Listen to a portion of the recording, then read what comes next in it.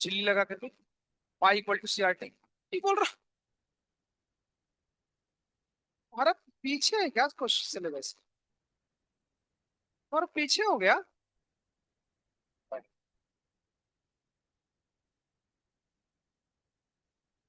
अच्छा, क्या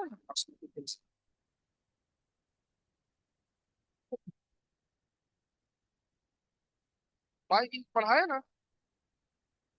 अरे यूट्यूब। हाँ, खत्म आदमी है। इसको हम यूट्यूब बोल रहे हैं। यू शेप का है। इसको यूट्यूब बोल रहे हैं।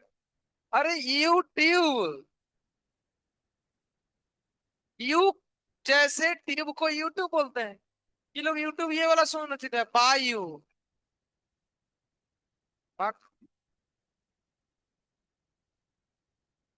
हाँ, और तुम लोग नहीं समझता भावना को। भावना को समझ। ये यूट्यूब था। इस यूट्यूब में झिल्ली लगाए थे और ऑस्मोटिक प्रेशर आया था CRP। लेकिन इस ऑस्मोटिक प्रेशर को निकालने का एक दूसरा भी तरीका। वही दूसरा तरीका PDF में पहले पेज पे। क्या हेडिंग क्या लिखा है? Calculation of osmotic pressure by using hostel funnel. एक फुन्नल होता है, फुन्नल। ये फुन्नल कैसा है देखो। एक बर्तन है। इस बर्तन में पानी को भरते हैं। ये फिजिक्स पढ़ना होता है मोस्टली। ये केमिस्ट्री के मेथड नहीं है, फिजिक्स के मेथड। इसमें क्या करते हैं, शीशे से बना हुआ एक लंबा पाइप होता है। इस पाइप के नीचे का मुंह ऐसा होता है। फिर इसके नीचे के पेंदी में इस तरीके से SPM को लगाते हैं। मतलब ऐसा है, शीशे का बना हुआ ट्यूब है। नीचे मुंह ऐसा है, खुला हुआ। फिर इसके नीचे के लेयर में ऐसे झिल्ली लगाया गया है। इसको बोलते हैं SP। इसको डुबाना है किसके अंदर? पानी के अंदर, यानी सॉल्वेंट के अंदर। इस शीशे के दिल में, सॉरी, शीशे के बोतल में इसमें लिक्विड भरना है। ये ध्यान रखना, ये सॉल्वेंट है। लेकिन इसके भीतर में किसको भरना है? सॉल्यूशन को। अब हम लोग पढ़े हैं, सॉल्वेंट का वेपर प्रेशर क्या होता है? ज्यादा होता है। जरा सुनो, जब इसके अंदर डालोगे ना, तो ये सॉल्वेंट इसके अंदर चढ़ना चालू करे। इधर से चढ़ेगा कि नीचे से? इधर तो शीशा है, शीशा में से थोड़ी जाएगा, नीचे से जाएगा। अच्छा, जब नीचे से चढ़ेगा तो कुछ देर के बाद तुमको दिखेगा ना, सॉल्यूशन का हाइट जो है ना वो थोड़ा ऊपर उठ। अब क्लास 9 में पढ़े होगे तुम, आर्किमिडीज प्रिंसिपल के आसपास पढ़ते थे। पास्कल का प्रेशर निकाला। इसी बाल्टी में पानी भरा है तो बाल्टी के पेंदी पे कितना प्रेशर लगता है? ρGH फॉर्मूला होता है। नहीं कोई पढ़ता है? हाँ पढ़ना। अरे किसी लिक्विड की हाइट की वजह से जो प्रेशर लगता है ना, उसको ρGH बोलते हैं। Density of liquid, height of liquid और ग्रेविटेशनल एक्सेलरेशन, जब तीनों को पूरा कर देते हैं, बॉटम में लगने वाले प्रेशर की वैल्यू निकालते हैं। नहीं पढ़ रहे हो, कोई दिक्कत नहीं अभी से। तो जितना नहीं, उधर तो बीटू वाले बोला करेंगे स्कूल पढ़ाएगा। तो ये इतना हाइट रेज किया है ना। एच ले लो, जो लिक्विड है उसका डेंसिटी ले लो, और मल्टीप्लाई कर दो जी से। जब इन तीनों को गुना करते हैं ना तो प्रेशर की वैल्यू आती है। और उस प्रेशर को भी क्या बोलते हैं? ऑस्मोटिक प्रेशर ही बोलते हैं। लेकिन ये अलग तरीका है। ये फर्स्ट अलग एक्सपेरिमेंट होता है। अब इससे निकालते हैं प्रेशर। तो बोलोगे सर उन दोनों में अच्छा क्या है? इससे आज तक यही नहीं गई क्वेश्चन नहीं है NCERT। बाकी जितने सवाल आते हैं CRT से आते हैं, इससे नहीं आता है, लेकिन जानकारी होना चाहिए। ऐसे भी ऑस्मोटिक प्रेशर निकलता है। अभी HPG के बारे में इंफॉर्मेशन एक बार देखो तो H कैसे सेंटीमीटर डेंसिटी किस पर ग्राम पर मिलीमीटर।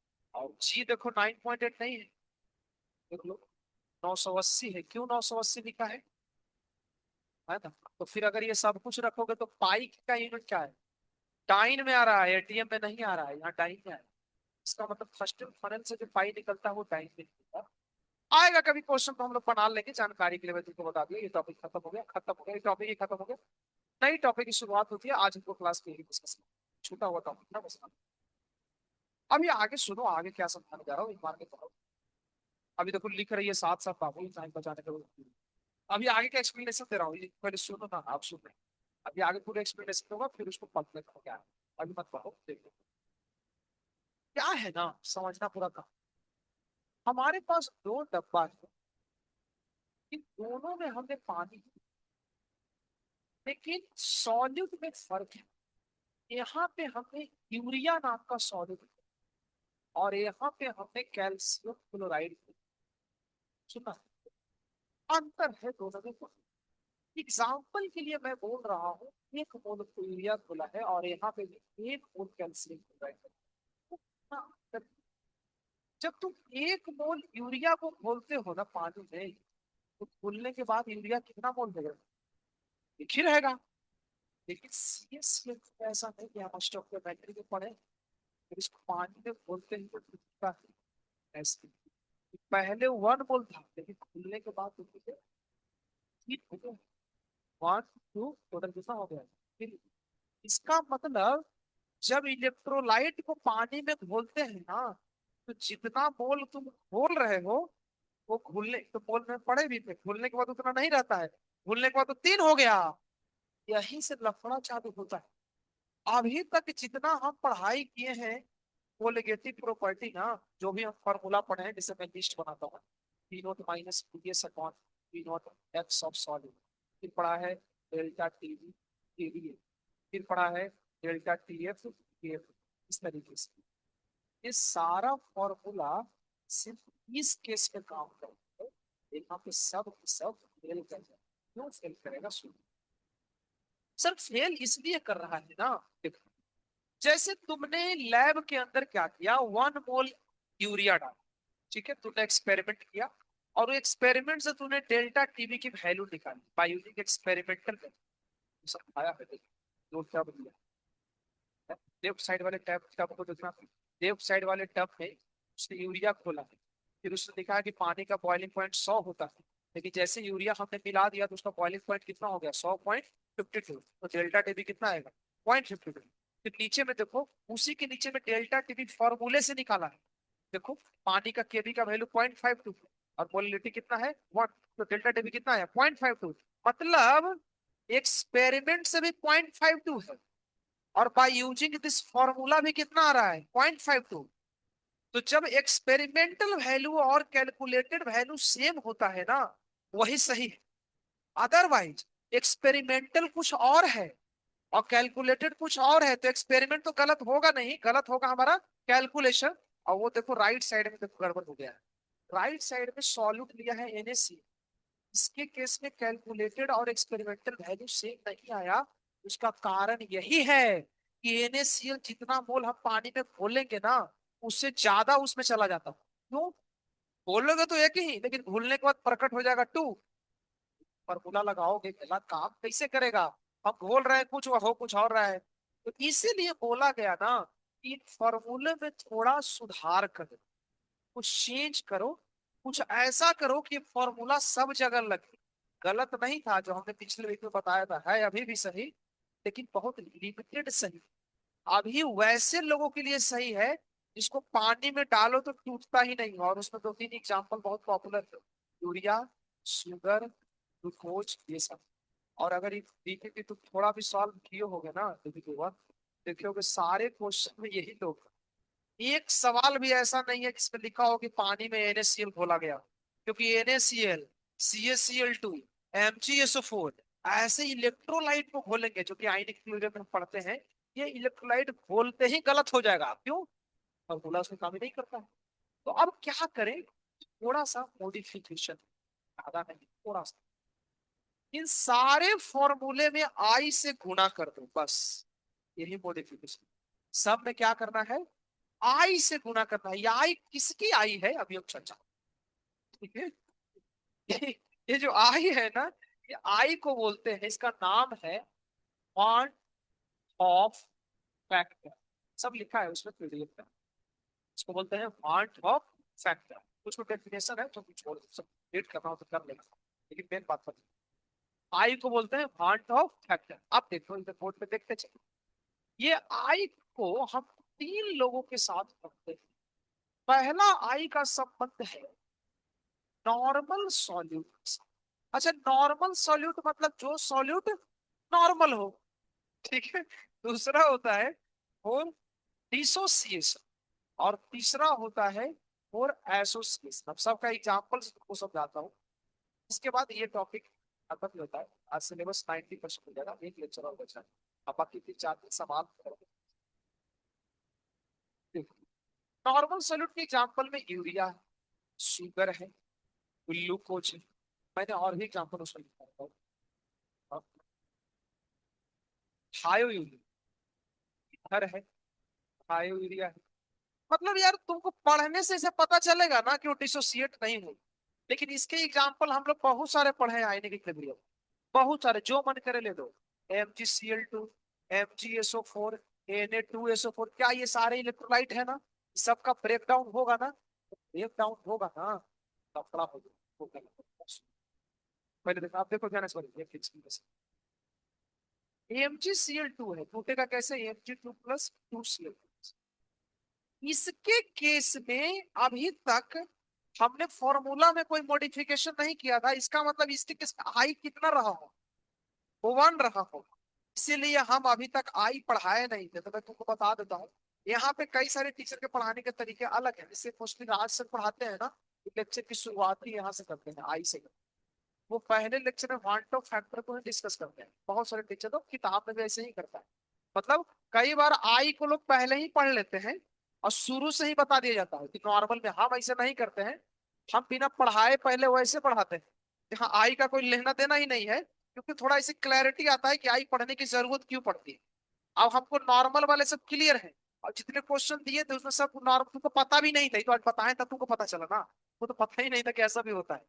तो बाकी जगह आई जगह 1 है, जहां 1 है उसमें कोई जरूरत ही नहीं है। लेकिन यहाँ पे समस्या, ऐसे केस में आई निकालने का फॉर्मूला होता है, याद रखना ये formula. I is equal to 1 + n - 1। सबसे पहला बात, अल्फा क्या है? केमिकल इक्विलिब्रियम में पढ़े हैं, डिग्री ऑफ डिसोसिएशन।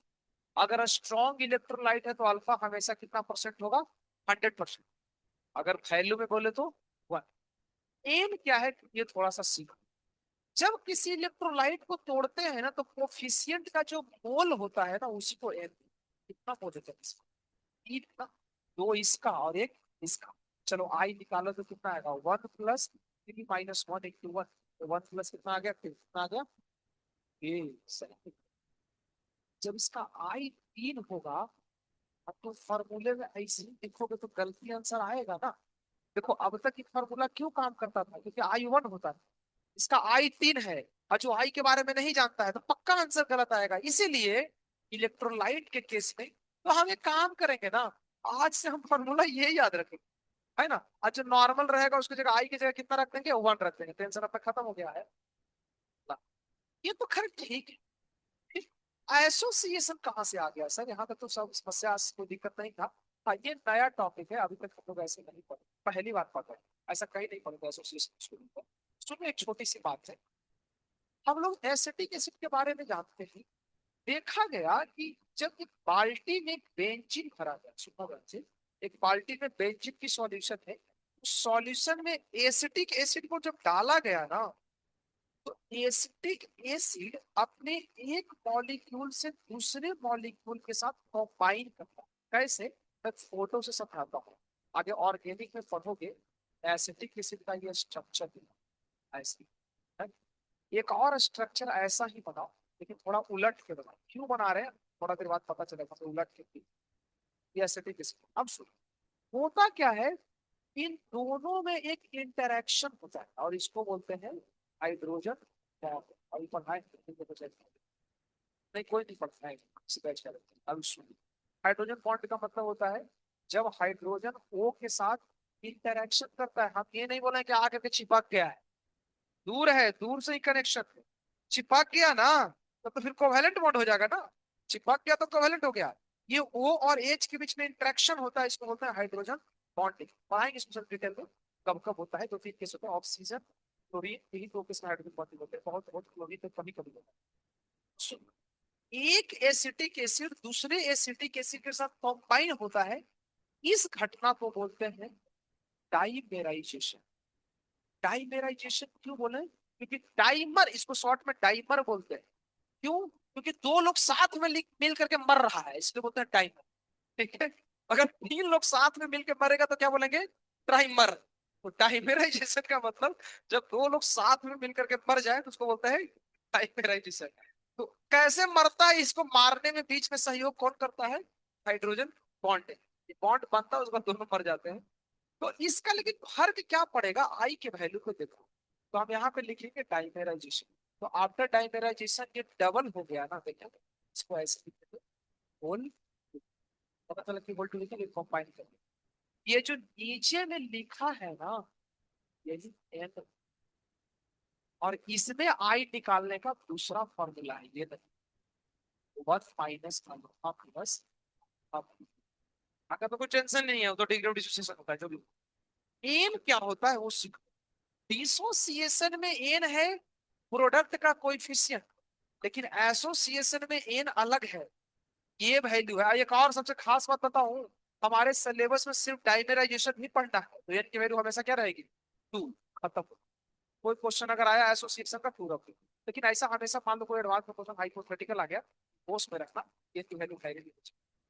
तो चेंज हो गया, अगर देखो तो चेंज हो गया ना।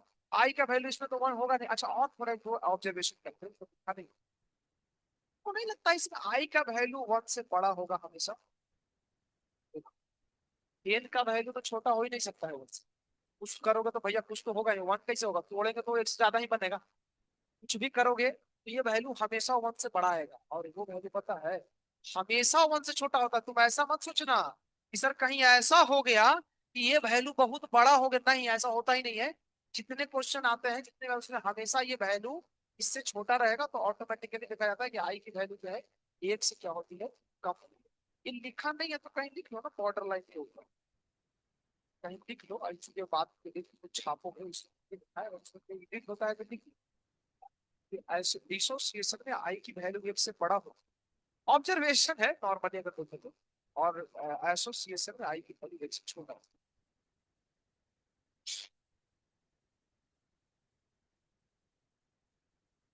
एसोसिएशन और एसोसिएशन, ये तो आई, अब ये तो आई था, आई निकल गई ना, तो अब सबको होता है। एडिट देखो, ये कितना पूरा टेक्नोलॉजी दिमाग लगा दिया, उससे सब कॉपी पर लिखी लगती है।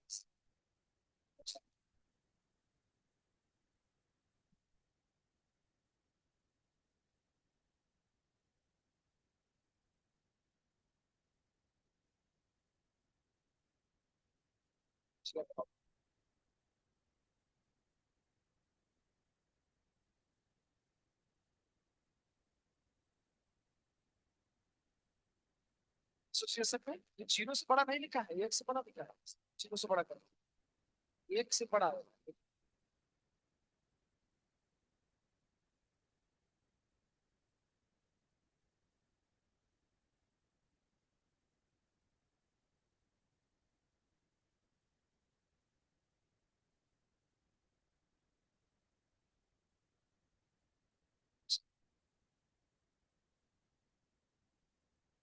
क्या कर रहा है? तुरंत लिख रहा है। क्या? कॉपी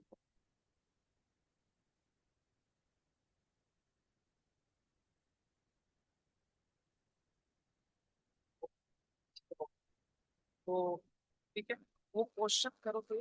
अच्छा क्वेश्चन करने से पहले थोड़ा सा समझ लो, एक से बता दो। हमने यहाँ बोला था अल्फा के बारे में, देखो तो अगर मान लो दिया गया इलेक्ट्रोलाइट स्ट्रॉन्ग है तो अल्फा की जगह वन ले, और वीक है तो हो गया झोल, आयनिक इक्विलिब्रियम चालू हो गया, है ना? क्योंकि वीक हो गया तो आयनिक चालू हो जाता है ना, उसके लिए फॉर्मूला है अल्फा इज इक्वल टू के अपॉन सी, एसिड के लिए। बेस है तो, और अगर सॉल्ट है तो के एच अपॉन सी। यानी अभी क्वेश्चन इस टॉपिक को पढ़ने के लिए आयनिक पढ़ना पड़ेगा, जो कि हम पढ़ चुके हैं। देखो सब कनेक्टेड है, तो बच नहीं सकते हो। अब यहाँ से जो सवाल आएगा तो पूरा आयनिक घुसा देगा, पूरा आयनिक। अल्फा से तो पूरा आयनिक चलता है, एसिड फिर सॉल्ट में हम आयनिक में तो यही तो पढ़ रहे हैं निकालने के लिए। यानी इसके सवाल कितने डिफिकल्ट हो सकते हैं, यही चाहिए एडवांस है भैया। क्या करेगा यहाँ से, कोई क्वेश्चन ऐसा बनाएगा जिसमें आयनिक इक्विलिब्रियम से तुमको निकलवाएगा अल्फा सॉल्ट की हाइड्रोलिसिस, और वो हाइड्रोलिसिस इसमें कूट करवाएगा। और वो पुट करके बोलेगा कि आई निकालो, और आई निकाल कर फिर बोलेगा कि जो आगे करना है करते रहो, डेल्टा टी डेल्टा टी। तो सोचो, आई का कनेक्शन अल्फा के साथ, को रिश्तों का खेल है संसार।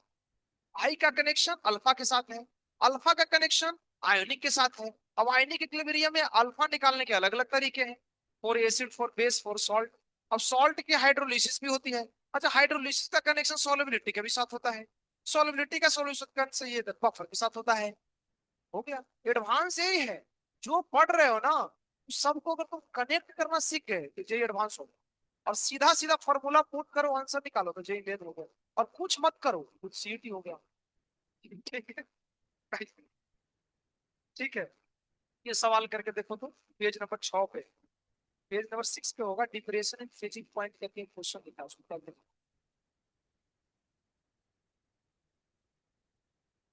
तो मैं बोलूंगा ना, ऊपर से कितना पेज है, आई थिंक 7 पेज है, देखो। 7 पेज छोड़ दो, खड़ा खड़ा बोले तो 3, है ना, और छोड़ करके, क्योंकि क्वेश्चन अभी करना है ना, 3 पेज छोड़ दो खड़ा खड़ा, और ये क्वेश्चन चालू करो। खड़ा खड़ा 3 छोड़ोगे तो 6, एक और मैं बोलता हूँ 4 छोड़ दो ना, खड़ा खड़ा 4 छोड़ दो, बाद में लिख लेना उसको, पीडीएफ को। और फिर उसके बाद ये क्वेश्चन लिखना, प्रैक्टिस करना चालू करो।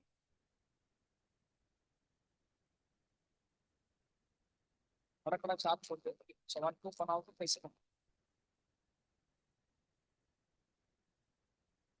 इससे टाइम बचेगा। अभी अगले 2 पीडीएफ, एक और पीडीएफ और देता है सर, दिखाने में समय बचेगा, सवाल में ज्यादा है, चैप्टर बहुत छोटा था, बहुत कम समय लगा इसमें। सीरियस की पढ़ाई तो 4 चैप्टर पढ़ा। क्वेश्चन करो ना, एक ही क्वेश्चन। अरे क्या खोल दिया, हाँ, खत्म बात गई यार। अरे जो पीडीएफ अभी हम पढ़ रहे थे ना, अब जिस पीडीएफ में से हम किए थे, नोट वाला पीडीएफ, उस पीडीएफ में एक सवाल दिया है, दूसरा खोल दिया ये लोग, वो खोल दिया, डीपीपी खोल दिया। उस पीडीएफ में क्वेश्चन है, देखो ना, पेज नंबर 6 पे है, डिप्रेशन पॉइंट करके मिला, एक्स एफिसी, हाँ, एक्स एफिसी होगा।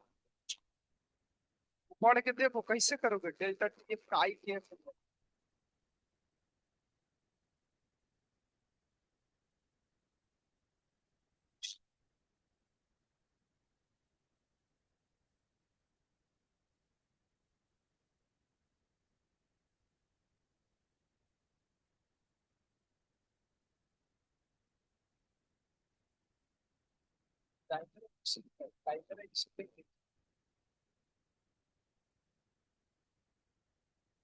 संसार है ना, क्वेश्चन नहीं कर सकते, आपको कल को पता चल गया।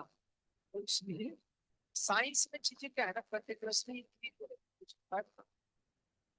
अभी तक तो ट्रू ही है, फिलहाल जो भी सवाल है ट्रू ही है, नेचुरलाइजेशन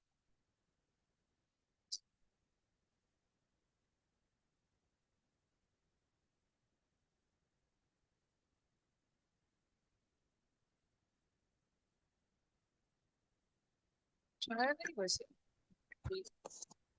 इसका मैं ब्रेक डाउन करके लिख, इसको लगे कि इसको तोड़ेंगे कैसे, इसको तोड़ना आसान है। ऐसे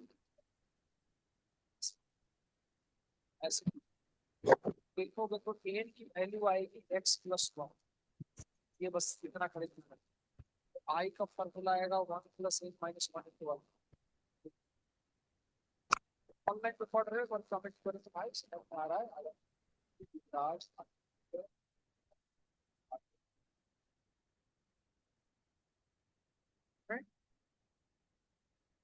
वो भी है क्या।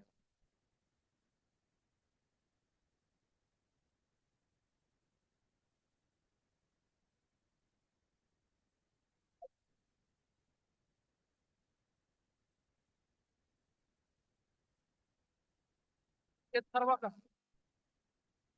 आया है क्या, मामा के साथ है, तभी पहले साथ दूसरा मामा दूसरा, वही मामा दूसरा मत कर, गया नहीं, कब कर रहे हो, संडे को शादी का भाई।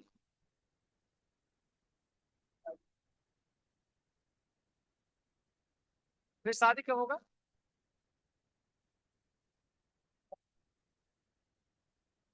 तो 8 की 6 हमारे पास।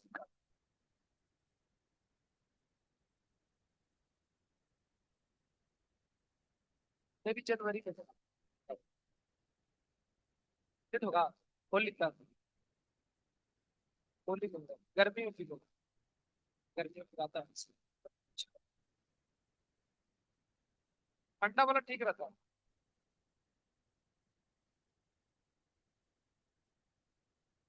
बताओ। ठीक है बड़े हुए वहां पे। टाइम पास करने को चाहिए। आ ही गया ना। डेल्टा टी एफ आई के। डेल्टा टी एफ क्वेश्चन में दिया है 7.1 के पावर -3। आई के एफ भी क्वेश्चन में दिया है 1 जो घर से देख रहे हो तुम, ये पीडीएफ अपने मोबाइल में खोल लो है, पूछो पूछो। जैसे एम कहाँ लिखा है? तुम्हें लिखा ही नहीं है, लिखा है क्या? लिखा है तो लिखा होगा। लिखा है मिली मोलर। और मिली मोलर मतलब कितना? 10 के पावर -3। तुम लोगों को तो मोलरिटी दिया है सर। हम पढ़े थे ना मोल में कि जब डेंसिटी क्वेश्चन बना दिया हो तो कैपिटल एम स्मॉल एम क्या होता है? सेम। सेम ले लो 1/8। अब आई का वैल्यू कितना आ गया? 3.817। देखो आई मिल गई ना। चलो आई को उठा लो। एन कितना आएगा? x + 1 - 1। अच्छा, अल्फा 1 क्यों लेंगे बताओ? 100% डिसिशन है तो 100 मत लिखते ना। हाँ, 100 लिखा हो तो 100 नहीं लिखते। अल्फा की वैल्यू हमेशा फ्रैक्शन में लेते हैं 1। तो आई आ गई अपनी 1 + x। आ गई ना। एक्स कितनी आ गई? I -1। 3.817 -1 इसको। मीनिंग कितना होगा?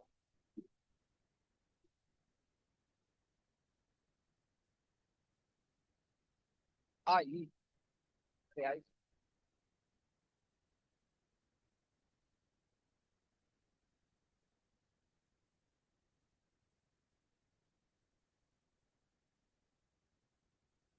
इस पीडीएफ में जहां तहां लिखा है एनसीईआरटी एग्जाम्पल कहीं कहीं है, पता नहीं। उसका मतलब ना कि उस पर्टिकुलर टॉपिक से एनसीईआरटी में ये क्वेश्चन पूछे गए। एनसीईआरटी में पता नहीं कैसे लिखा है। अब इसी में तो लास्ट में उस क्वेश्चन के नीचे वाले पेज को एक बार देखिए। क्वेश्चन खुला रहने दो वाला।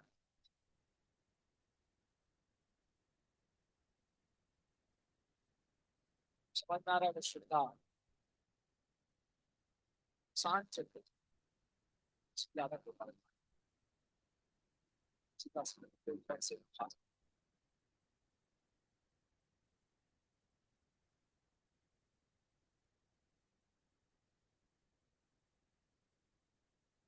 पेज के नीचे देखो क्वेश्चन अगर हो गया हो तो फाइनल कंक्लूजन और ये पता चलेगा वैसे क्यों लिखा।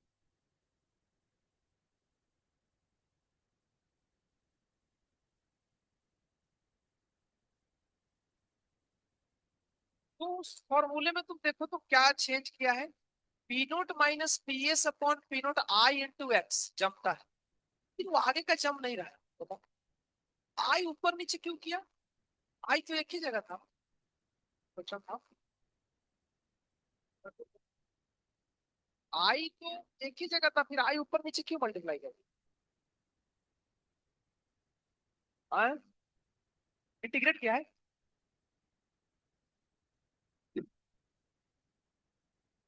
निग्लेक्ट नहीं करोगे तो।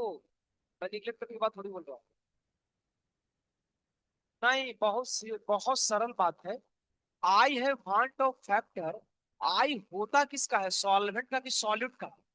सॉल्यूट का। सॉल्यूट को घोलते हैं तो सॉल्यूट का टर्म जहां जहां लिखा रहेगा ना, सब जगह आई को हम ऐड करेंगे। ये बात, ये कॉन्सेप्ट है कि जहां जहां सॉल्यूट के टर्म होंगे सब जगह आई से मल्टीप्लाई करना है। सेकंड फॉर्मूला में देखो और तुम क्लैरिटी आएगा। निग्लेक्ट करना कोई रूल नहीं है यार वास्तव में। एक्चुअली निग्लेक्ट हम क्यों किए हैं तो उसमें बोला है कि निग्लेक्ट करते हैं जब सॉल्यूशन हाईली डाइल्यूटेड। पहला तो ये कंडीशन है। अब मान लो हाईली डाइल्यूटेड नहीं हो तो निगलेक्ट करता ही नहीं है। और निगलेक्ट करने का सबसे बड़ा रीजन क्या है ना, कैलकुलेशन जब हमसे नहीं होता है ना तो निगलेक्ट कर देते हैं, है ना, बहुत डिफिकल्ट जो लगे। अदरवाइज निगलेक्ट करना कोई रूल नहीं है। जेई के क्वेश्चन देखना करके कई जगह बिना निगलेक्ट किए ही किया है।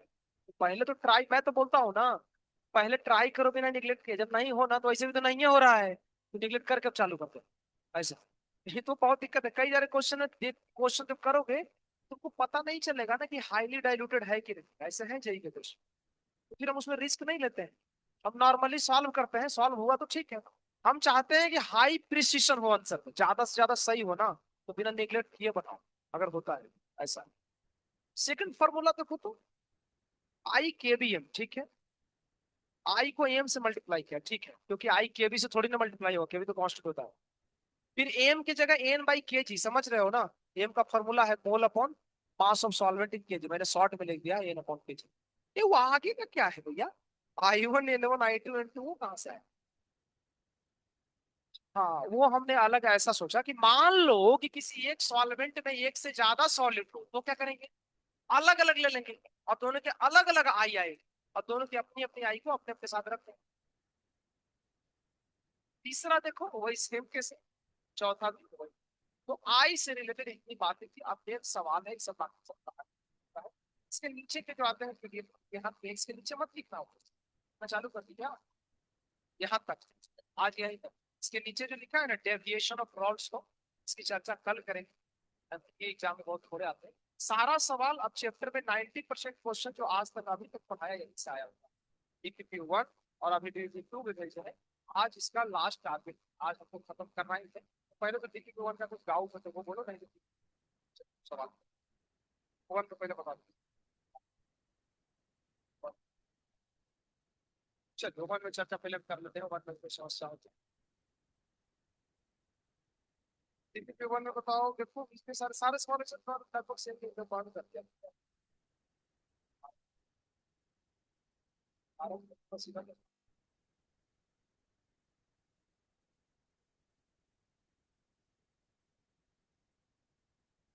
चल बताओ कौन सा,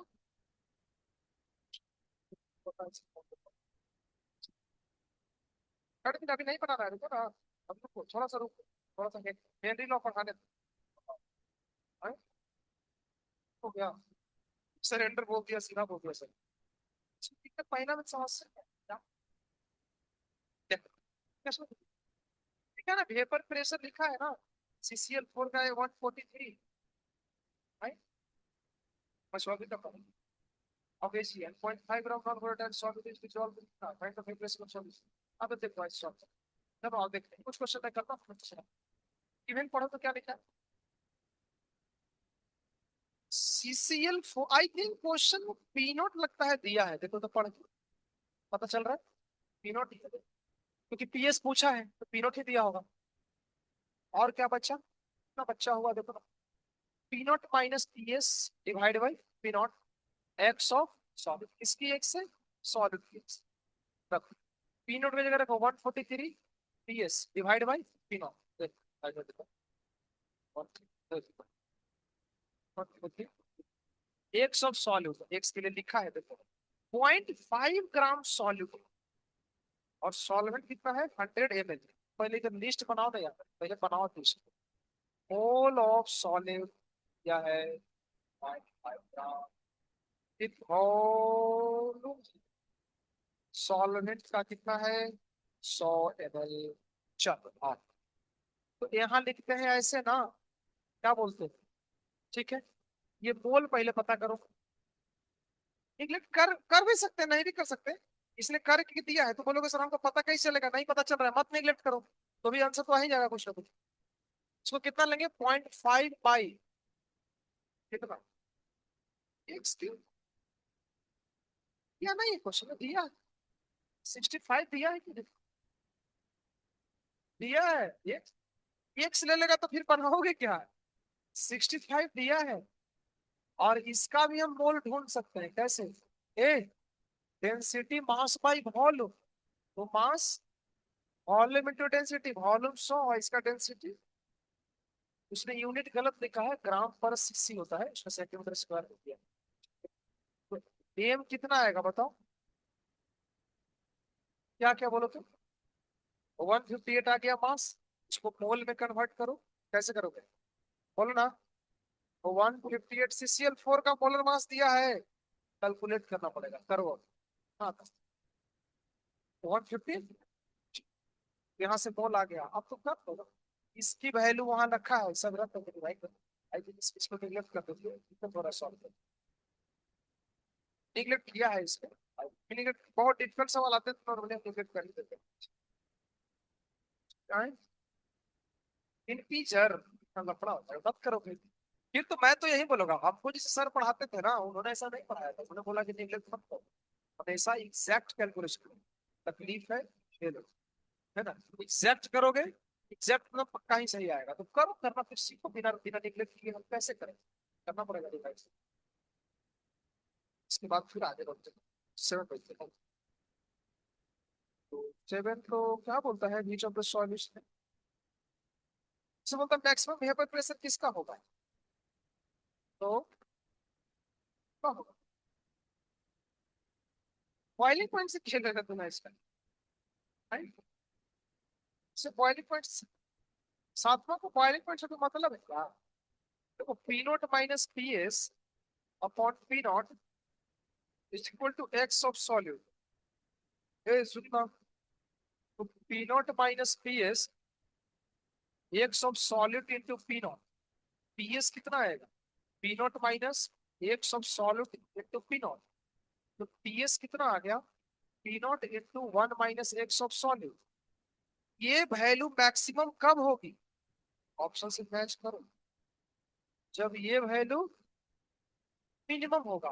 लेकिन अब अकॉर्डिंग टू क्वेश्चन थोड़ा सोचिए, कुछ मैच करेगा, क्योंकि सब पे वन एम लिखा है, कुछ तो सोचो तो पता तो चलेगा ना। एक ऑफ सॉलिड के ऊपर थोड़ा दिमाग लगा, क्या होता है, एन ऑफ सॉलिड होगा, सॉलिड होगा प्लस एन ऑफ सॉलिड, पक्का है कि चार ऑप्शन में सॉल्वेंट तो सेम ही रहेगा, जो भी हो उसको छोड़ रहा, ये इस पे तो डिपेंड करेगा नहीं, डिपेंड करेगा इसके ऊपर, है? अच्छा मोलर मास से थोड़ा सोचो ना, हाँ, अब एन का डिपेंडेंसी मोलर मास पे, और वो आई थिंक इनवर्स है देखो, यानी एक्स इनवर्सली प्रोपोर्शनल होगा मोलर मास की। अब देखो मोलर मास जिसका ज्यादा है उसका एक्स कम है, तो मोलर मास ज्यादा इसी का है, हो गया आंसर, आ गया, मोलर मास ज्यादा तो एक्स कम, और अगर एक्स कम तो फिर ये कम घटाओगे एक में से तो ये वाला वैल्यू बड़ा, ऐसे तो थ्योरेटिकल क्वेश्चन है ऐसे। 6 हो गया था, हो जाना चाहिए पर ऊपर तो सॉल्व कर दिया, वही लगा था बाद में लगा, थोड़ा मैं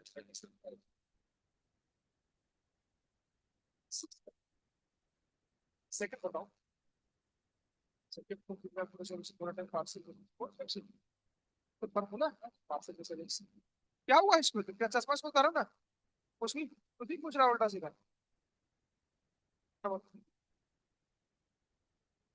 पता फॉर्मूला तो अब हम बताएंगे वो,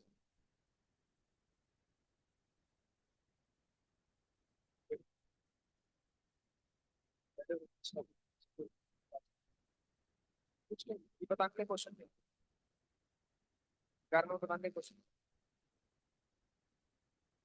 10 वाला बोला है कि lowering of vapour pressure highest कब होगा, आ जाओ 10 बताता हूँ,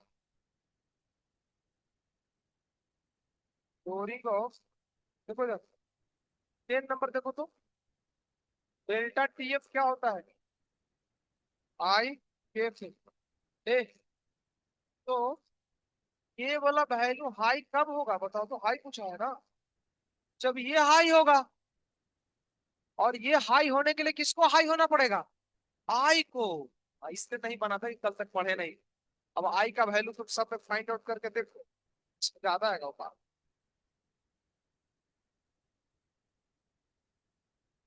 नहीं आएगा ना आई का मतलब, कैसे कैसे 10 पूछ लो कि 11 पूछ रहे, पहले तो स्पष्ट, अभी बोले 10 बताओ, नहीं बोला 11, अच्छा 11 में देखो, 11 में क्या करना है, और किसका किसका मिक्सचर है देखो तो, इथेनॉल प्लस इथेनॉल। अच्छा, और क्वेश्चन में क्या दिया है, इथेनॉल का कुछ तो दिया है क्वेश्चन में, पढ़ो। पार्शियल प्रेशर दिया है, तो पी दिया है इथेनॉल का 2.619, और इसका पी कितना दिया है, 1.566 किलो पास्कल। अब ये समझ रहे हो ना, किलो पास्कल दिया है। इतना आसान सा सवाल पूछा है, सब कोई नहीं पूछा है, पीटी वाले सब बनाते हैं। 4 सवाल पूछे, अच्छा हो गया। और चिंता का विषय, 5 से 30 सारे सवाल तो नहीं पूछे। हमने सारा डिस्कशन दे दिया, को दिमाग लगाने का नहीं पता, इट इज योर प्रॉब्लम।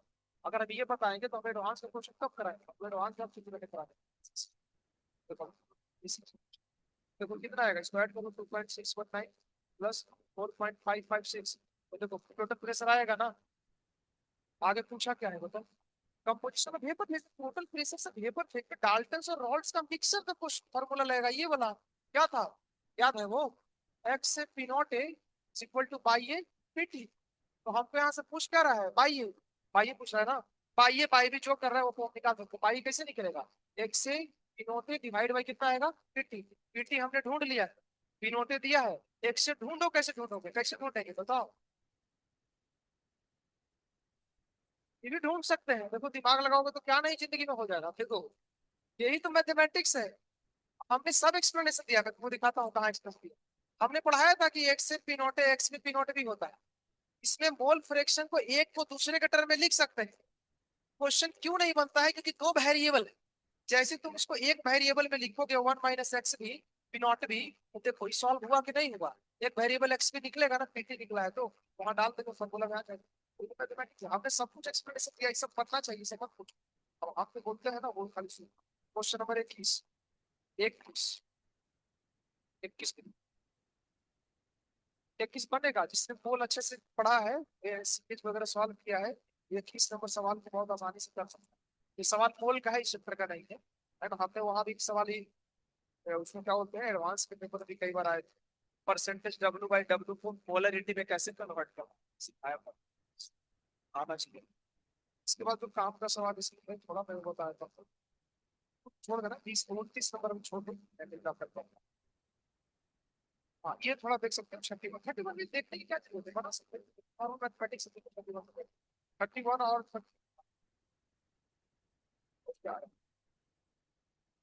31 में बोलता है कि आइडियल सॉल्यूशन है, ए फोर वोलेटाइल है, बी से पी नॉट ए, हाँ दिया है, सब फॉर्मूला लगा दो सीधा सीधा, है ना, ये बड़ा कर दो पीछे आंसर आ जाओ।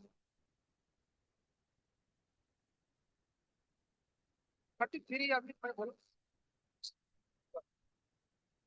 34 कर दो। 34 में क्या किया है, P naught A is greater than, हम लिखेंगे एक्स से नॉट ए, ये होता है partial pressure of T. Partial pressure दिया आएगा X B T naught, Dalton's के अकॉर्डिंग होता है बाई ए थ्री टी, और ये होता है बाई ए, ये होता है ना। अब देखो काम करो तुम, यहाँ से पी नॉट ए का वैल्यू निकालो, by A three T upon X, और यहाँ पी नॉट बी का वैल्यू निकाल लो, by B upon X. According to question P naught A किससे बड़ा है, पी नॉट बी से, तो ये एल एच एस बड़ा है, तो आर एच एस को बड़ा कर दो, आंसर आ गया, देखो मैच कर रहा है। कैसे लिखेंगे, by A P T upon X से is greater than by B P T upon X. P T cancel हो गया, क्या बचा, बाई ए अपॉन एक्स से greater than by B upon X. शायद ये ऑप्शन मैच नहीं करता है, देखो तो ये ऑप्शन मैच नहीं कर रहा है, तो एक काम करो ना, क्रॉस मल्टीप्लीकेशन कुछ करेंगे तो आ जाएगा क्या। हाँ क्रॉस मल्टीप्लीकेशन से आ रहा है, कोई दिक्कत नहीं, क्रॉस मल्टीप्लाई करके आंसर हम मिला सकते हैं। ऐसे सारे सवाल ऐसे ही होता है। 35 देखो, 35 बन सकता है। 35 में ग्राफ दिए गए हैं, वेपर प्रेशर और टेम्परेचर का ग्राफ है, बहुत सरल है। देखो तीन ग्राफ है ना, देखो फटाफट, तीन ग्राफ में एक्स वाई जेड, देखो जेड का जो ग्राफ है ना, तीनों ग्राफ में कॉमन क्या है, तीनों ग्राफ का लास्ट जो प्रेशर है ना वो सेम है, देखो फाइनल प्रेशर। लेकिन जेड वाले में फाइनल प्रेशर अटेंड करने के लिए बहुत टेम्परेचर हाई चाहिए, देखो इसका मतलब जेड वाले का इंटरमोलिकुलर फोर्स बहुत तगड़ा होगा, लेकिन एक्स वाले का बहुत कम होगा, तो एक्स लो होना चाहिए ना। ऑप्शन सी पढ़ के देखो, नहीं सॉरी बी पढ़ के देखो, x has lower intermolecular interaction, सही है। और बी सही होने के लिए कौन सा ऑप्शन उसने दिया? सी दिया। उसका ऑप्शन बहुत खेल कर दिया, लोग फंस जाए इसीलिए। बहुत सारे 36 रन सवाल 39।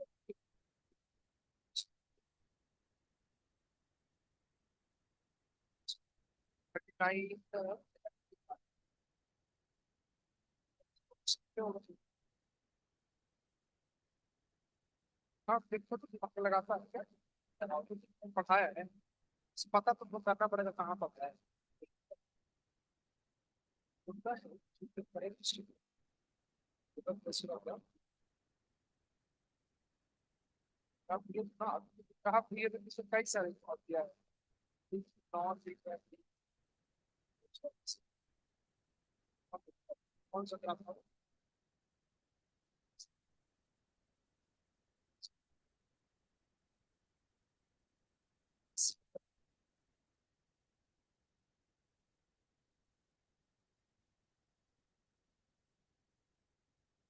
ये है, हाँ ये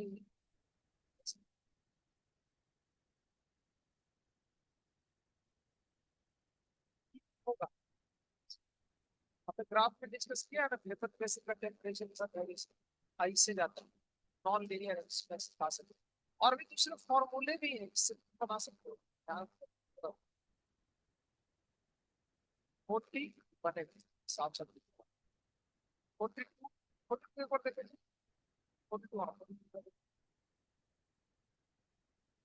ये दोनों ऑक्सीजन का इक्वल मास दिया है, उनका फ्रैक्शन मोल फ्रैक्शन निकालो, जो ही पूछो फ्रैक्शन निकालना, मोल फ्रैक्शन निकालना।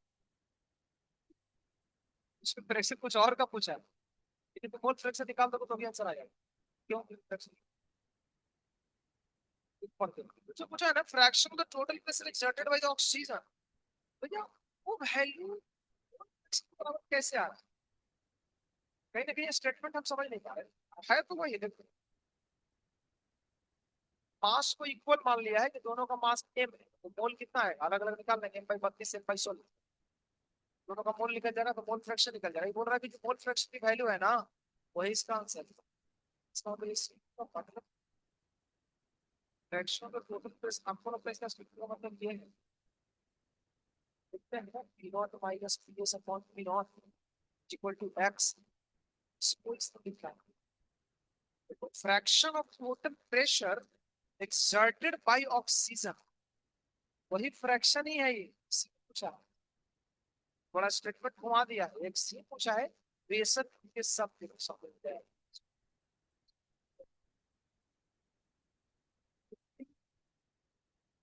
देखो 43 क्वेश्चन तुम रीड करो, जेई के सवाल बहुत स्पष्ट मेंशन करता है, तुमको यहाँ से कुछ नॉलेज बहुत अच्छा मिलेगा। सवाल को अच्छे से पढ़ो, तो ऐसे सवाल से जेई पूछ सकता है, इसमें जो होगा काफी इतना अच्छा से पूछे सवाल को, इसमें लाइन में देखो कितना बढ़िया से लिखा है, यानी एज्यूम डाइल्यूट सॉल्यूशन, ऐसे कोई एग्जाम में सवाल नहीं लिखता, लोग कंफ्यूज कर देता है किताब वाला।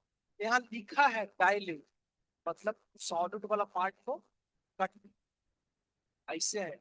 और मैं बता रहा हूँ जेई के और भी सवाल है जिसमें, और उसको तुम कट करके सॉल्व करोगे तो कुछ समझ में आया, सब ये जान लो। जेई के और भी क्वेश्चन है इसमें नहीं लिखा है, अब तुम ये मान के चलो कि हम मान लेंगे तो गलत आंसर आता है, मतलब जे लफड़ा है जेई में नहीं लिखा होना, चाहता है आप करो क्या। हाँ कभी कभी सही आ भी जाता है, लेकिन ऐसा पता चल रहा है 2020 में क्वेश्चन आया ना, हाँ, ऐसा। हाँ लोकल एग्जाम वाले नहीं, ऊपर अभी क्वेश्चन था ना, नीट नहीं लिखा।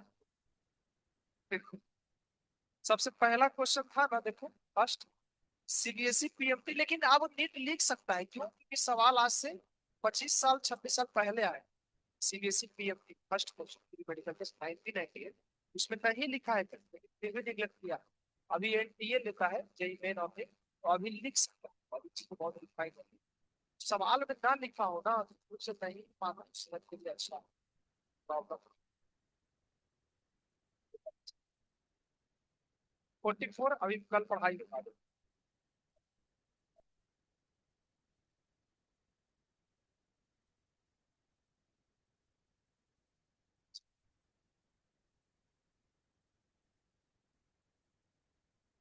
और 61 नंबर क्वेश्चन है, यही वाले छोड़ देना, कितने बारे देख सकते हैं। होता है सेमी पर्मेबल मेम्ब्रेन अच्छा कौन वाला, कई सारे ब्रांड दिए हैं, ब्रांड नहीं है, कई सारे parchment paper, सिल्वर, रख लो रखा।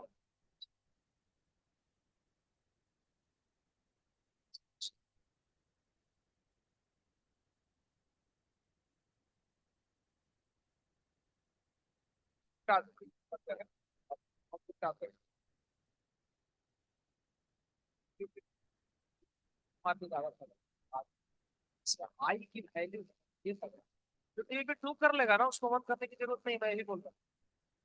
इसलिए डायरेक्ट टू किया, उसको मत करने की जरूरत नहीं, क्योंकि इसमें सब में आई आ गया ना, तो जब आई वाला कर दिया, लेकिन आई वाला तो कर ही सकता हूँ, वन छोड़ भी सकते हो अगर तुम कर,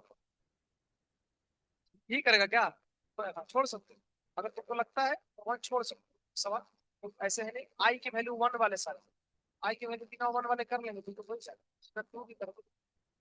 चलो मैं तो भेजा था इसीलिए ना कि तुम लोग संडे उठे पता नहीं पढ़ाई वढ़ाई थोड़ा बहुत कर लेगा, यही नहीं ये पता ये मैं भी क्यों कोई दिक्कत क्यों कर। तू को चलो सबसे पहला सवाल कर, पहला पहला 2022 का है, लेकिन इससे पहला ही गलत है क्वेश्चन। सेकंड लाइन में वो कंसंट्रेशन नहीं, वो मौलिक ह्रास,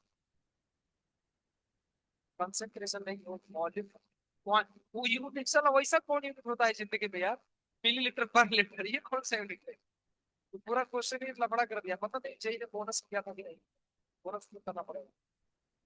तो पहले वॉल्यूम मान लो 0.5 और सॉल्व करो तो क्या क्वेश्चन मैं क्लास में बोला होगा, पहले करो ना, स्टार्ट करो ना, यही से करो ना। अरे अभी जहाँ पे कर रहे थे ना, 7 पे छोड़ने के बाद उसके आगे से कैलकुलेशन कर सकते, मैं 10-15 सवाल ही क्लास में होगा तो सोचे कर सकते हो मैं क्लास में बोल रहा हूँ तो कॉपी तो कर लो और उसकी क्वेश्चन भी लिख लो, देखो फर्स्ट ट्राई करो, पढ़ करके देखो तो आंसर आ जाएगा, पॉइंट ऑफ फैक्टर।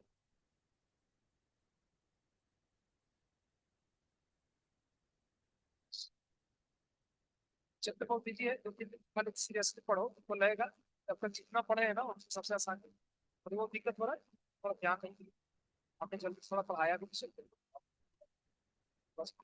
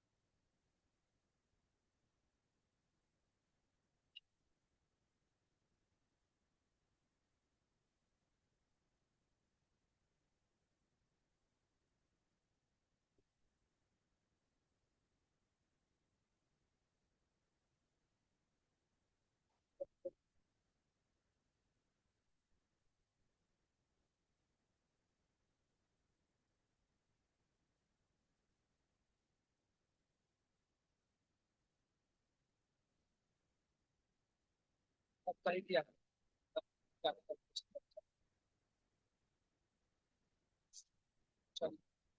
और भी मैंने बोला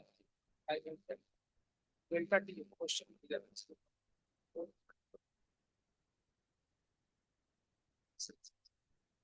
डेंसिटी क्वेश्चन दिया, आई निकालना, ये क्वेश्चन दिया, इतना हल्का सवाल है, देखो कैसे निकलेगा, बहुत इजी है। डेल्टा टी का फॉर्मूला पता है, आई के एफ, डेल्टा टी की जगह रखो आई वन है, अरे बहुत है यार, चलो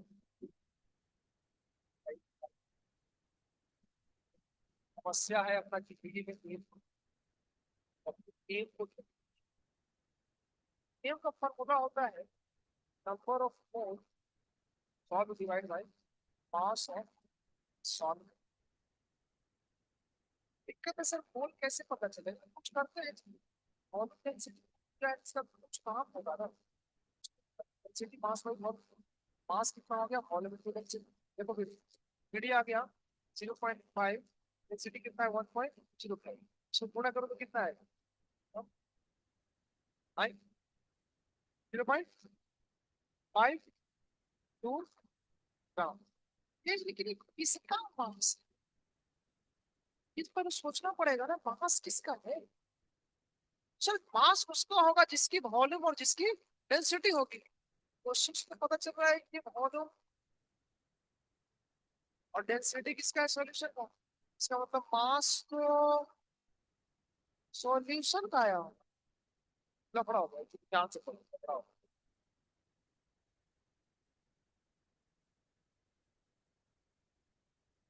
ये चीज तो पता चल रहा है ना कि फॉर्मिक एसिड का सॉल्यूशन पानी के भीतर, तो पानी सॉल्वेंट है और सॉलिड फॉर्मिक एसिड है। उस फॉर्मिक एसिड के वॉल्यूम ही गलत हम पढ़ रहे हैं। सॉल्यूशन का वॉल्यूम है, देखो फॉर्मिक एसिड सॉल्यूशन, तो सॉल्यूशन पानी में डालने से बना होगा ना, यानी सॉल्यूशन का ही था, वॉल्यूम था।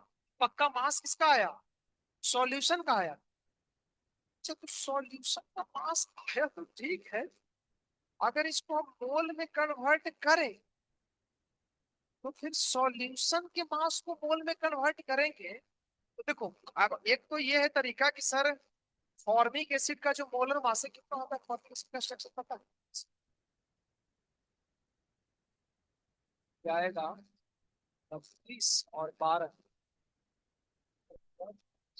46, 46 से भाग दे, तो ये मोल आ जाएगा। लेकिन तुम्हारे मन में कंफ्यूजन हो गया क्या, तुम कहोगे कि सर ये मास जब सॉल्यूशन का है तो भला सॉल्यूट के मोलर मास से डिवाइड करने से मोल कैसे आएगा।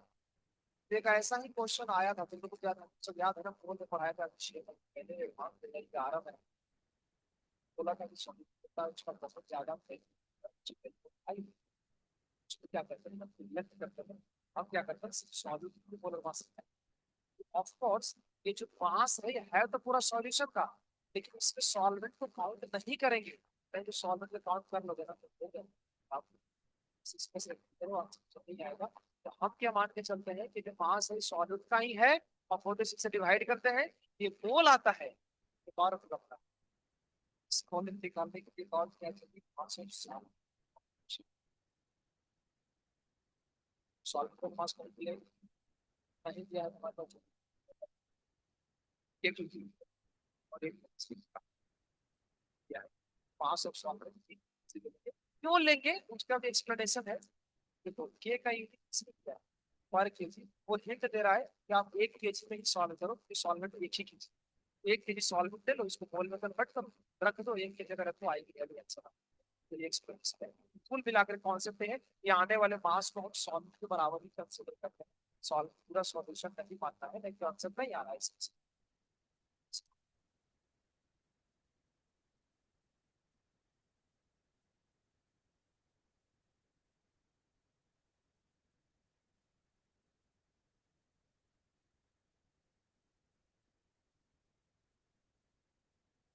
आ जाए तो आता है, इससे भाग देते कि रखो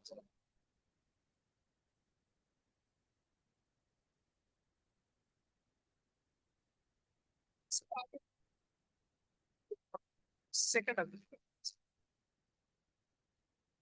इसका पूरा आई वाला क्वेश्चन, सारे के सारे आई, सब जगह आई होता है।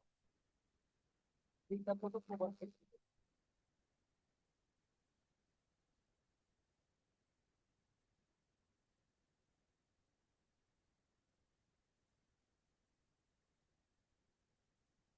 सेकंड देखो, सोच लो, देखो पता चल जाएगा। डेल्टा क्लियर आई है।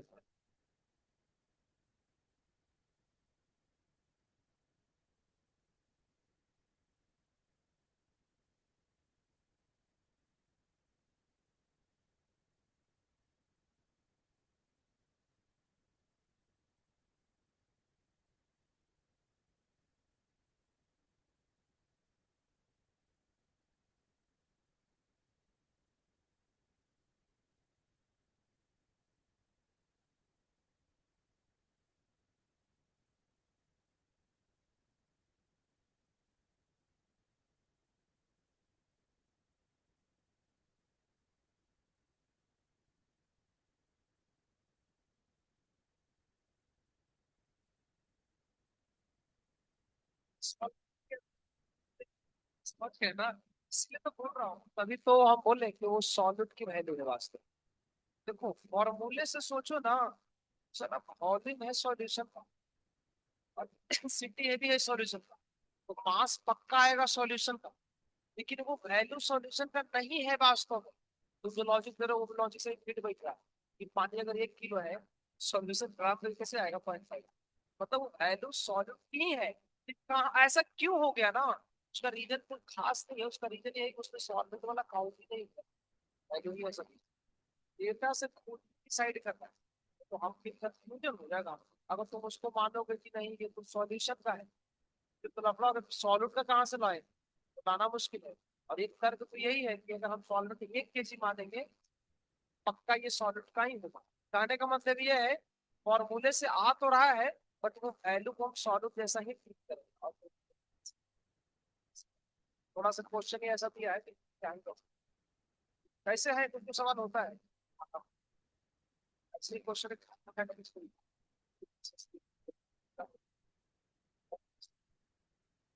क्वेश्चन था तो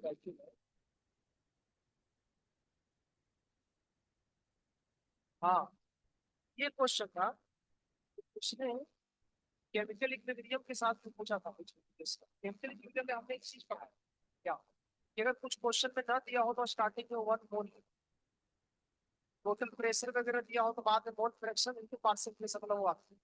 उसमें 2 क्वेश्चन है भाई के लिए, 7 और 74 नंबर शायद है। उसने क्या किया है ना, एक जगह पे स्टार्टिंग में मोल से किया है और दूसरी जगह में प्रेशर से किया है। फिर हमने क्या बताया है कि कुछ नहीं दिया हो तो मोल से करते हैं, बाद में mole fraction into total pressure करते हैं, वहां से पार्शियल प्रेशर निकलता है और केपी निकलता है। और वो जेई में क्वेश्चन वैसे नहीं किया था, और सेम क्वेश्चन 2 बार पूछा है और जेई ने 2 बार अलग अलग सॉल्यूशन दिए, और दोनों बार नंबर जेई ने दिया है बोनस। जेई ने वहां लॉजिक क्या दिया है, हाँ एपी से बनाने से आंसर नहीं आ रहा है, इसलिए आपको वैसे मतलब उसके 4 ऑप्शन में जो प्रॉपर तरीका है उससे आंसर नहीं आया है, तो उसने इम्प्रॉपर तरीके से सॉल्व करके आंसर दिया है और वो आंसर बोनस नहीं। तो ऐसे भी क्वेश्चन आते हैं जेई में, मतलब जहाँ सब काम ही नहीं करेगा, तुम्हारा जो पढ़े वो सब गलत हो जाएगा, क्वेश्चन ही वैसा दे दिया तो स्पेशल कंडीशन है, सवाल कर आप बताओ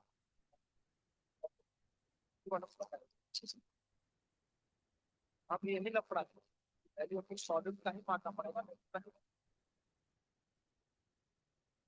121 एक और देख लो ना, 121 खाली देख लो बाकी सब हो जाए। 121 नहीं है सॉरी, सेकंड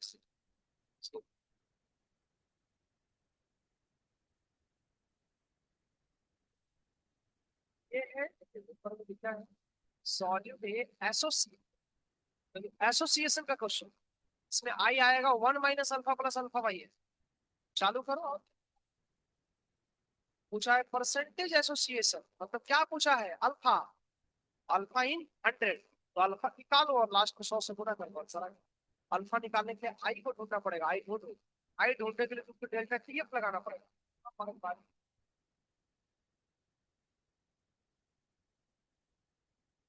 चल और जी सेकंड क्वेश्चन लो, डेल्टा टीएफ है आई के,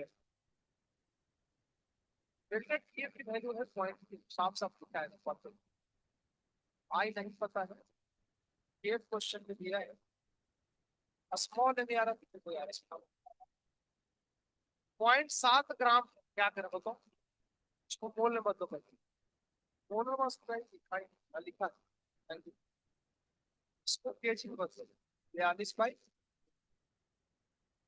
सब करोगे तो आई कुछ तो आएगा, आप छापे तो आई इतना, इसको मत परसेंटेज में कर देना कहीं, तो वो भी आंसर दिया है 60। यहाँ पूछा है परसेंटेज एसोसिएशन, कोई भी क्वेश्चन है परसेंटेज एसोसिएशन डिसोसिएशन होना मतलब अल्फा पूछा है, ये नहीं पूछा। तो आई का रिलेशन अल्फा के साथ ढूंढ दो, ये मत लगा देना 1 प्लस, नहीं एसोसिएशन ये थोड़ी लगेगा, 1 - अल्फा + अल्फा भाई, आई की जगह रखो 1 - अल्फा प्लस, हमने अभी बोला था ना ये कितना लेते हैं, कहीं क्वेश्चन में लिखा है क्या 2 लेते हैं, मतलब हमारे सिलेबस में दो ही पढ़ना है, दो कहीं लिखा है डाइमर क्या? डाइमर कहीं नहीं लिखा, खाली एसोसिएट, इसका मतलब दो ही लेता है हमेशा। बना करके देखो आंसर आए। अब ये कैलकुलेशन भी तो आना चाहिए ना, तो लगा सब लिखो होगा, मैथमेटिक्स है कैसे करेंगे? अरे इसको इधर लेकर के -40 ले लो, -α + α/2, इसको सॉल्व करो एलसीएम, अगर अल्फा कॉमन हो जैसे मत करते वैसे कर सकते। तो आएगा 0.8 परसेंट में निकालेंगे तो यही अब तुमको समझ में आ गया होगा, इस क्षेत्र में ऐसे ही सवाल आता है। आई वाला सीख के बताओ। छठा देखो तुम, A2HCI4, इस कंपाउंड का नाम पता है? Ziegler Natta catalyst. Ziegler, Ziegler Natta catalyst, आगे पढ़ोगे inorganic. Ziggler Natta catalyst. A2HCI4 को तोड़ो, अब लोग तोड़ किसने दिया नहीं है, तब दिक्कत है, तोड़ना पड़ेगा, तोड़ सकते हैं तो भारी नहीं है। इसको अलग कर देगा, 2K+ और HCI4 है ना। अच्छा देखो इसका सब दिया है क्वेश्चन। आई पूछा, डाल दो 1 + n - 1 ये बोल दो देख करके। और अल्फा भी क्वेश्चन में दिया, परसेंटेज, परसेंटेज 100 से भाग देते हैं।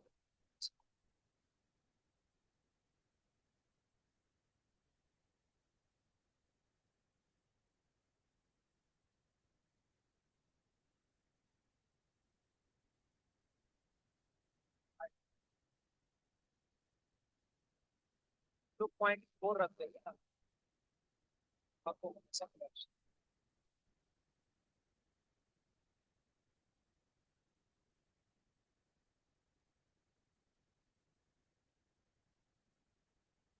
7 क्वेश्चन बहुत कुछ करा हुआ है।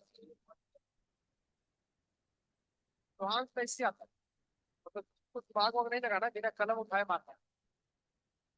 ओके,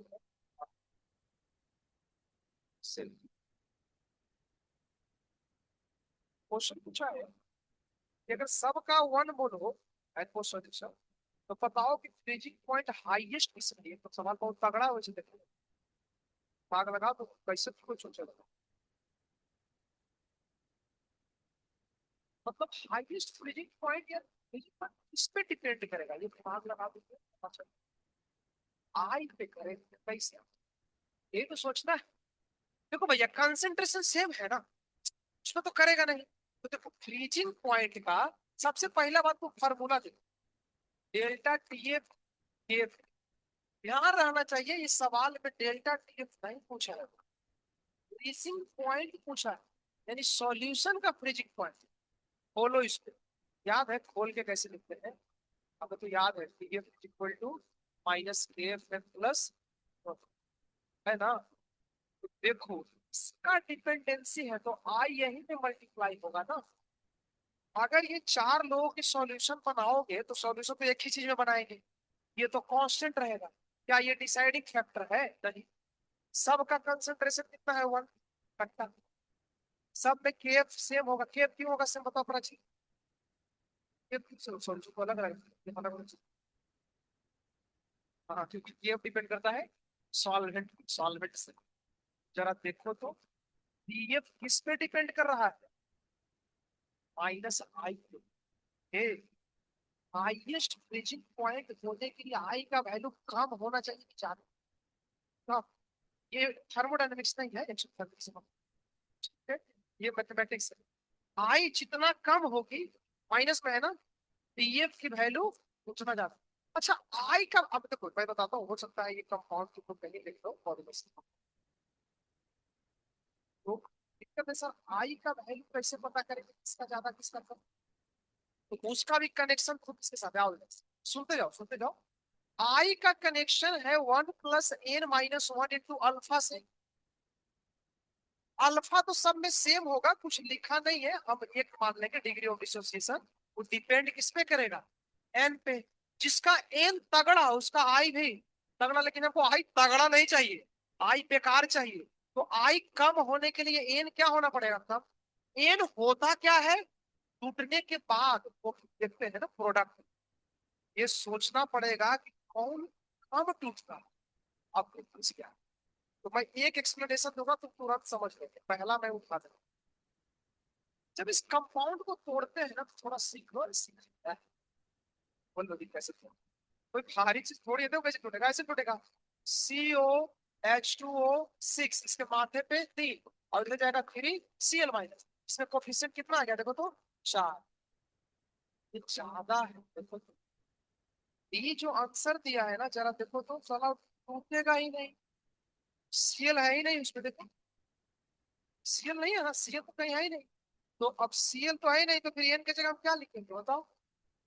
अच्छा हाँ, यार थोड़ा सा डाउट हो गया, डाउट हो गया, शुरू से डाउट हो गया। CO H2O4 3Cl3, तुमको लगेगा सर ये तो है ना। ध्यान रखना, टूटता वो है जो आयन के फॉर्म में। ये वाटर ऑफ क्रिस्टलाइजेशन, ये डायरेक्ट नहीं होता। ये टूटेगा ही नहीं, इस कंपाउंड का डिसोसिएशन नहीं होगा, नहीं होगा। तो आई के फॉर्मूले में क्या लिखे, एन की जगह 0 ले देते हैं, माइनस हो जाएगा। अच्छा अल्फा कितना होगा, एक्चुअली एन तो तब होगा ना जब टूटेगा। एन तो टूटता ही नहीं, उसको छोड़ दो। अल्फा की वैल्यू कितनी हो गई, 0। वाई कितना आ गया, X। इसका सबसे कम आया ना आई, इसका आई सबसे कम होगी, इसका आई सबसे कम होगी। तुमको मोर और लेस पता चल गया इस चैप्टर में आई का खेल है। आई को कैसे देखते हैं, आई का रिलेशन कई लोगों के साथ। करो इस सवाल, ये सॉल्व करने का वन कर जरूरत नहीं। वन कर दिया तो अच्छी बात है, बेसिक सवाल हो जाता है। ठीक है, कल थोड़ा और पढ़ेंगे, कल चैप्टर खत्म हो जाएगा।